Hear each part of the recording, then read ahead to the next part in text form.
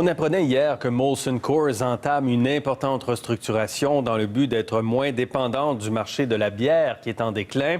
L'entreprise a déjà acheté un fabricant californien de kombucha, investi dans une société de thé chai et lancé une co-entreprise avec le producteur de cannabis Exo.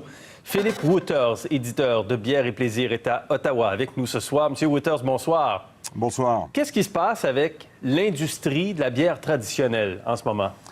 Bien, grosso modo, si on regarde les dernières années, on se rend compte que l'industrie de la bière traditionnelle est en déclin, c'est-à-dire que les bières domestiques sont de moins en moins consommées. Par contre, là-dedans, il y a des segments de bière, comme les bières de microbrasserie, qui, elles, sont en augmentation.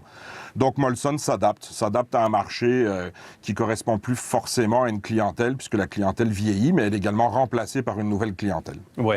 Et donc, forte transformation, métamorphose du secteur?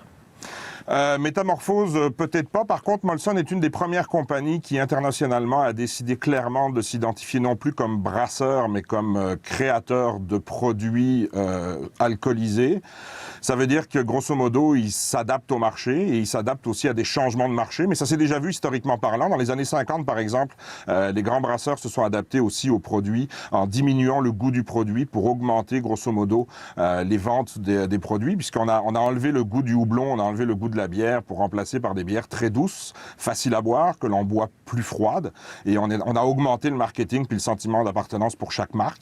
Et donc là, dans ce cas-ci, ce qu'on est en train de voir, c'est que c'est un changement complet et une restructuration, en fait, de la compagnie pour pouvoir s'adapter au futur marché. Vous l'avez dit, les microbrasseries, ça va quand même assez bien. Donc, ce sont d'autres types de catégories de bières qui sont en perte de marché. Exactement. Donc, les bières importées vont relativement bien et stagnent. Les bières domestiques, c'est-à-dire les catégories de bières blondes douces, sont en baisse. Les premium, super premium, c'est-à-dire les catégories de marques de bière qui ont une histoire, elles sont également en baisse. Les microbrasseries augmentent, mais dans un marché qui, globalement, diminue. Et ça, de toute façon, les grands brasseurs, depuis plusieurs années, ont déjà clairement indiqué leurs intérêts à vouloir acheter de la microbrasserie, puisque le consommateur s'intéresse de plus en plus à de la microbrasserie. Mais ça crée une problématique, c'est que le consommateur s'intéresse à un segment de produit et non plus à une marque en particulier. Et donc, c'est surtout ça que l'on voit changer sur le marché, c'est-à-dire que le consommateur veut boire, par exemple, une bière artisanale et non plus forcément une marque de bière artisanale. Ça veut dire que toutes les microbrasseries et toutes les brasseries sont compétitives et se compétitionnent entre eux. Est-ce qu'il y a pour vous clairement un effet générationnel? Tout à fait. Si on regarde historiquement parlant, les jeunes voulaient des boissons différentes. Aujourd'hui, qu'est-ce qu'on veut? On recherche entre autres des boissons, des jus alcoolisés sucrés. Alors les microbrasseurs répondent en faisant des IPA extrêmement florales, fruitées avec des houblons, mais qui restent quand même sucrés. Les grands brasseurs répondent parfois avec des alcomaltes. Et actuellement, on voit un changement qui s'en vient également, pas forcément sur de l'alcool, puisque depuis l'ouverture du marché du cannabis, on va pouvoir également avoir des boissons qui vont être à base de cannabis. Ça ne pourra pas contenir d'alcool, par exemple. Et ça, c'est un nouveau marché. Molson s'y prépare, mais ce ne sont pas les seuls.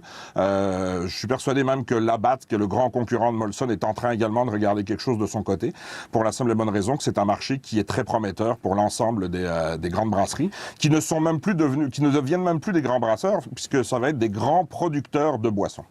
Des grands producteurs de boissons. Dans le fond, des entreprises qui ont une forme d'expertise, une expertise dans le goût, dans la découverte, dans le loisir, en quelque sorte. Parce que je voyais aussi du vin en canette, du café alcoolisé. Il y a toutes sortes de choses qu'on peut faire.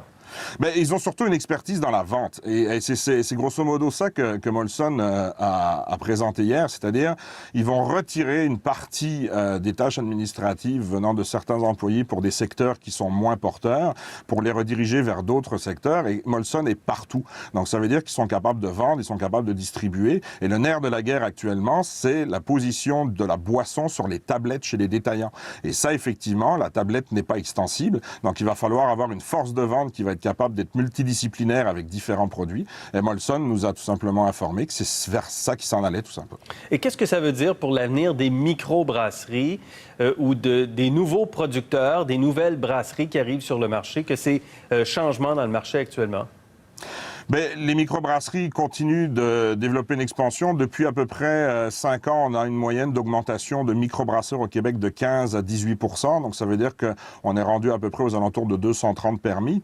Ça veut dire aussi que les microbrasseurs doivent concurrencer non plus forcément avec des bières, mais également avec d'autres produits. Oui. Et donc offrir une expérience. Et ce qu'on se rend compte, c'est que la nouvelle génération de consommateurs ne veut pas forcément de l'alcool, mais veut vivre une expérience. Alors soit avec du THC, soit avec du CBD, mais ce n'est plus forcément l'alcool qui a la primauté au niveau de l'ivresse, entre guillemets. Et donc, les bonnes vieilles bières qu'on a connues, là, les Molson Coors, les Molson Canadiennes, les Labatt, etc., sont en pleine transformation.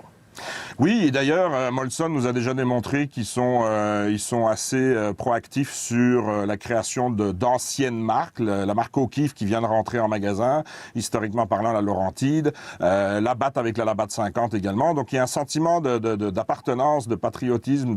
Un petit côté vintage. C'est ça que j'allais dire, un petit côté vintage, exactement. Et donc, ils jouent là-dessus pour aller rechercher une clientèle qui s'y intéresse. Mais la nouvelle clientèle consomme différemment. Il faut s'adapter. Et Molson a tout simplement indiqué qu'il s'adaptait. Puis en plus de ça, Molson s'en vient avec une nouvelle usine à Longueuil. Donc, ils vont pouvoir être encore plus concurrentiels sur le marché. C'est très dynamique, en tout cas. Exactement. Oui. Monsieur Wouters, merci. Je vous en prie. Merci beaucoup.